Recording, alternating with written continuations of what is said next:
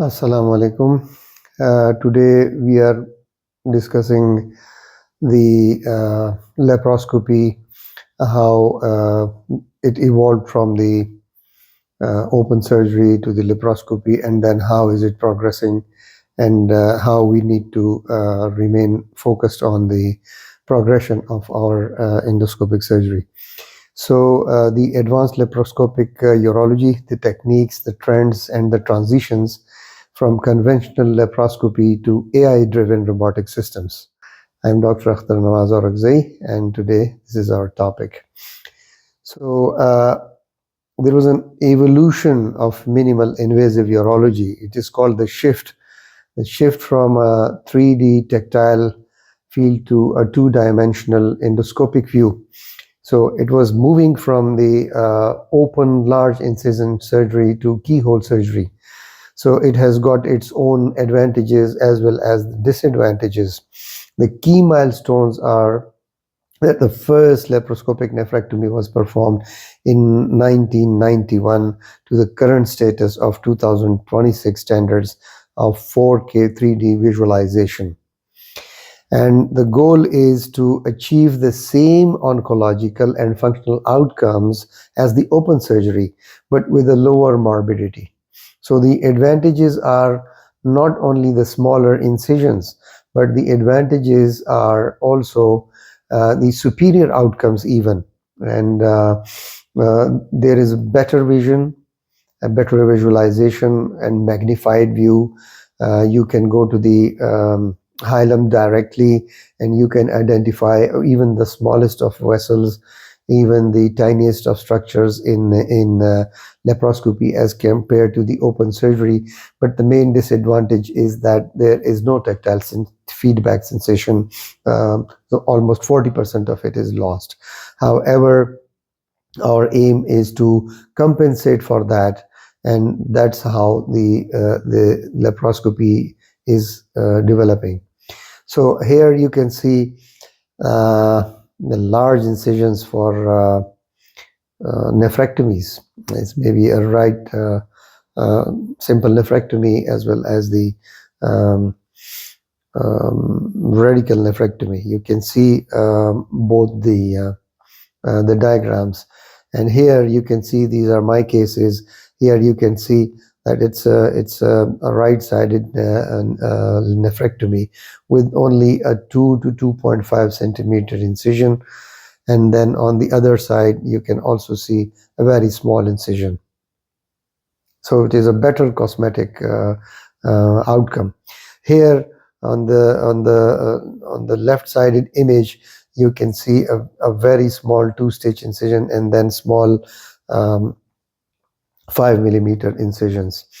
And here on the other side, this is the picture taken from a patient who was having 4 centimeter, 4.2 centimeter lower polar mass, which was performed. Partial nephrectomy, nephron sparing surgery was performed, and you can see the incision. Imagine the larger incision, the more morbidity. And this patient stayed for only 2 days. We removed the drain and the catheter on the first post-op day, and on the second post-op day, she was able to go home, and she resumed her normal domestic activities within 2 weeks. And of course, the histopathology, I'm sorry I couldn't share here. I have that. She has got free margins. This was a renal cell carcinoma with no bad prognostic factors like histological grade, lymphovascular invasion, perineural invasion, rhabdoid features, sarcomatide features and the margins were also clear. So it was a similar outcome oncologically with a better outcome of morbidity as compared to the open surgery, as well as the cosmesis as well. Here's another case of non-functioning kidney on the right side. Actually, I just increased the the 10 millimeter or 12 millimeter camera port incision. I just increase it and I remove it in the subcostal region with a minimum risk of incisional hernia as well. And here we can see that there was a non-functioning kidney on the left side due to these distal ureteric stones. And so laparoscopic nephrectomy was performed, and then this kidney was placed in the pelvis, left hemipelvis, and then the specimen was removed intact along with the ureter and all the 3 stones here. So this is the outcome. So a better functional outcome as compared to open surgery. Otherwise, 2 incisions needed to be given. Here you can see that is a non-functioning kidney on the left side with gross hydronephrosis, secondary to this left distal ureteric transitional cell carcinoma. Here again the same non-functioning kidney, nephrectomy performed and then placed in the pelvis, and then the bladder cuff was taken, and hence the distal ureter was dealt with through this incision, and the specimen was also retrieved. So it has got a better cosmetic as well as the oncological outcome. And here's the beauty of it, that instead of giving a large incision, this young lady underwent right-sided pyeloplasty. So this is a 10 millimeter port, a 5 millimeter port, another 5 millimeter port, and this 5 millimeter port with a drain. So you can see it for yourself, the outcome as compared to the open surgery. So the core equipment and advancement in the instrumentations. So we are constantly progressing to overcome the deficiencies of laparoscopic surgery compared to the open surgery. So there is a better vision. At first there were 2 chip cameras, then there came the 3 chip cameras, then there came 3D systems where the goggles needed or polarized glasses were needed. However, nowadays there are 4K ultra high definition system and 3D laparoscopy which do not require any polarized glasses in some modern setups. Then the energy devices are also developed. Instead of using a monopolar diathermy or a simple bipolar in open surgery, we are able to use advanced bipolar systems like LigaSure. We are able to use ultrasonic shears like the harmonic for a more bloodless dissection. So the anatomy is clear. So the blood loss is also very much reduced, and there is less chance of blood transfusion, and hence the complications of blood transfusion are also avoided. Then comes the ergonomics. New platforms are available with chest supports and armrests to reduce the surgeon fatigue in the form of wrist fatigue, in the form of numbness of the thumb, in the form of cervical problems, as well as the problems with the osteoarthritis of the knee. And then there are some problems with the laparoscopic instruments, that they are straight. So nowadays some instruments, especially the needle holders, are being developed which can have flexible or 6 movements at the tip. So there is a degree of freedom. So laparoscopic tools are now offering 6 degree of freedom, mimicking even the human wrist. Now comes the important thing. What are the key advanced procedures in urology which can be performed? We can name them as the big 4. Like in Africa, they call them the big 5. The big 5 animals in the jungles of the Africa. So we have got big 4 procedures. So number 1 procedure is the partial nephrectomy. It is performed for renal tumors, and the advanced step in this is that now zero ischemia techniques are being developed, and 3D mapping of the tumor is achieved while doing the augmented reality. That will come later on, we will discuss it. So partial nephrectomy is number one. Then radical prostatectomy. In open radical prostatectomy, it's really very difficult to manage the apex of the prostate because of the anatomy of the pelvis. There's a narrow space and there are bones all around, and there is a rectum lying posteriorly. So it is difficult to manage that in the open surgery. However, in laparoscopic surgery, you can go to every corner of the pelvis, and nerve sparing techniques for potency preservation are better as compared to open surgery with laparoscopy. Then is the pyeloplasty, of course. Laparoscopic suturing and stenting in narrow spaces can be performed easily. Then is the radical cystectomy, same as the radical prostatectomy with intracorporeal urinary diversion. So then comes, after the laparoscope, then comes the rise of the robotics as well as the single port surgery, which again increase the efficiency of the laparoscopic surgery. Basically, it is the robot assisted laparoscopic surgery with more features added to it. So the Da Vinci system and newer modular systems are now available, and even cheaper systems are coming into the markets. And single port systems which are performing complex surgeries through a small single 2 centimeter incision, such as suprapubic prostatectomy. And the advantage is reduced trauma to the abdominal wall and scarless aesthetic outcomes.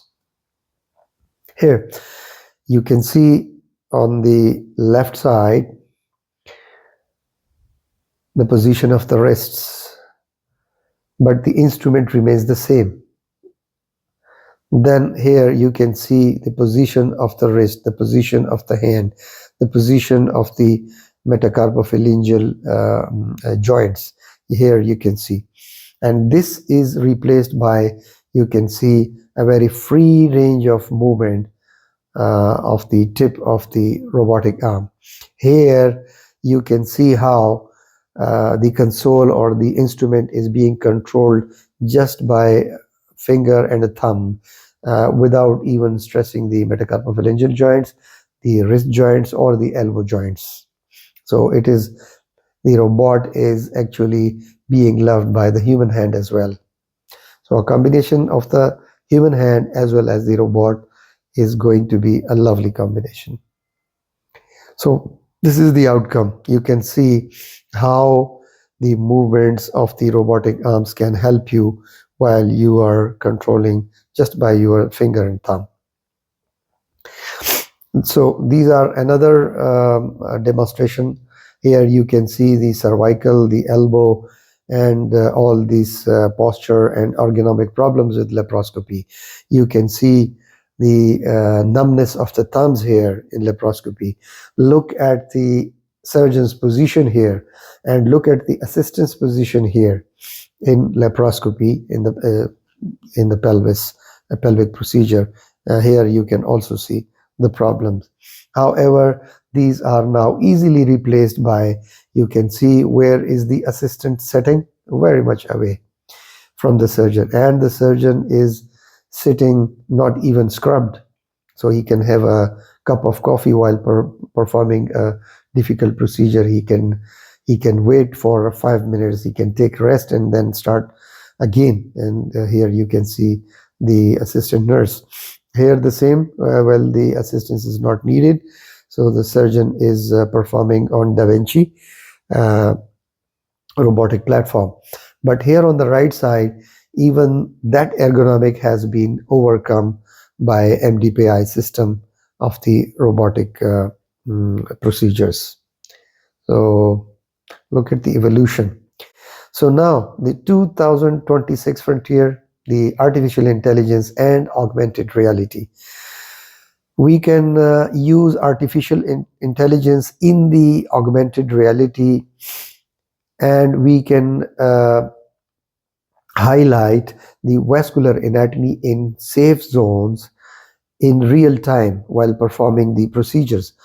What are the predictive analytics? So what can you do? That you can use preoperative imaging in the form of CT scans and MRI to create a digital twin by 3D printing of a tumor which you are going to operate tomorrow or in the coming week.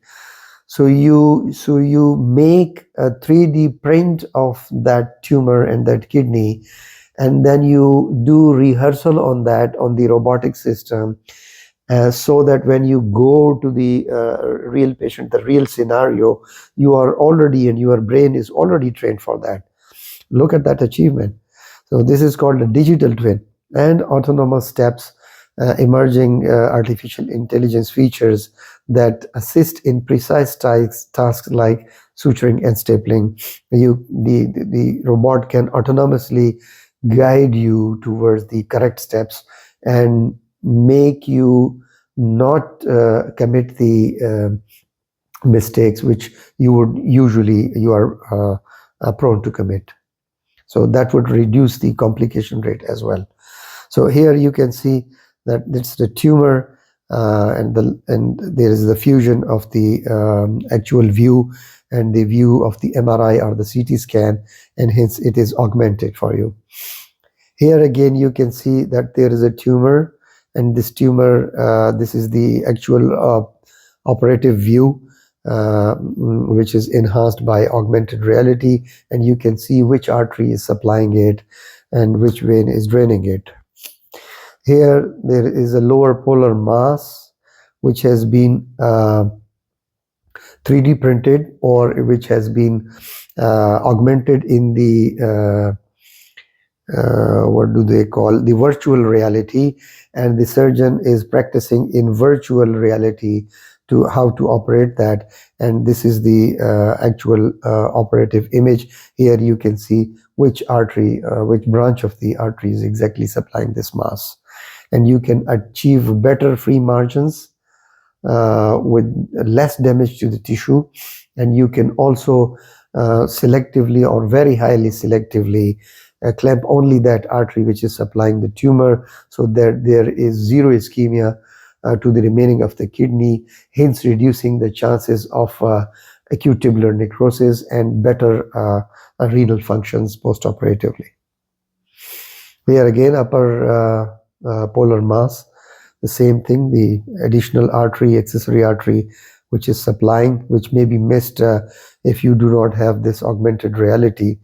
And hence, while you have clamped that artery, there may be torrential bleed during the procedure, and it will be difficult for a surgeon to control it. So with augmented reality, with the fusion, you are able to detect the accessory artery, and hence that can also be controlled, so that better, cleaner field is available for good oncological clear margins.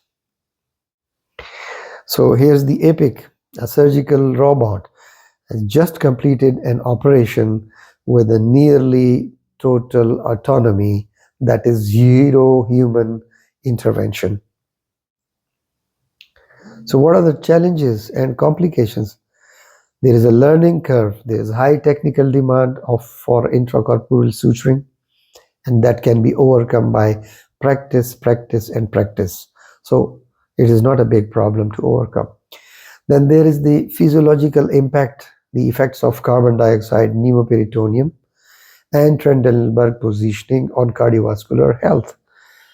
Nowadays, low pressure laparoscopy and low pressure robotic surgery is being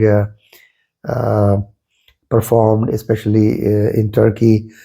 They have published so many papers, and now they are training even surgeons in low pressure laparoscopy or robot assisted laparoscopy, so that the pressure is kept at a minimum level where you can perform or sneak in through the spaces.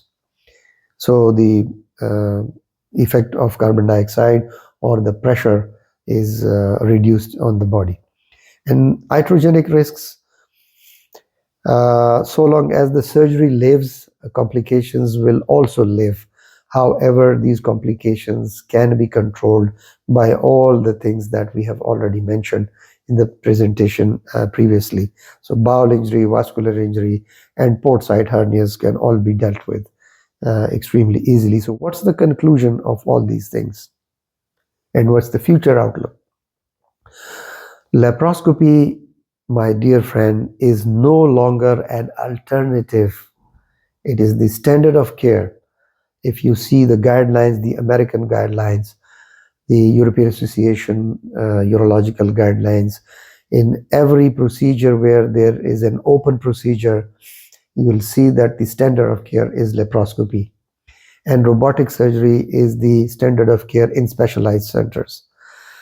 But the future lies in the fusion of artificial intelligence, the haptics, that is the sense of touch, and of course the telesurgery with a surgeon sitting somewhere else and performing a robot-assisted laparoscopic procedure in another city or in another country or maybe in another continent.